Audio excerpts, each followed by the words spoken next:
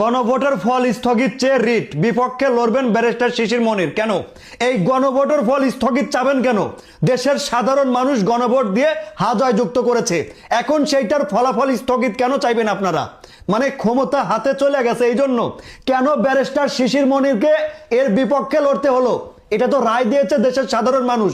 দেশের সাধারণ মানুষ গণভোটের পক্ষে হ্যাঁ জয়যুক্ত করেছে, এখন কেন ফলাফল স্থগিত থাকবে বা আবেদনই বা কেন করা হবে? বুঝি ক্ষমতা হাতে হস্তান্তর হয়ে যাচ্ছে। ভাই, এই যে হাদি মানুষটার কথা যে আমরা বলি না, ইনি মারা যাওয়ার পূর্বেই কেন যেন সবকিছু জানতো। ভাই হাদি ভাই কয়া গেছে, হাদি ভাই কয়া গেছে যে জুলাই মানবে না, যে বাপ আমার জুলাই মানবে না সে আমার বাপ না, আমার সন্তান জুলাই না মানলে আমার সন্তান আমার সন্তান না, আমার মা যদি জুলাই না মানে আমার মা আমার মা না। চিন্তা করে দেখেন কত বড় কথা কয়া গেছে।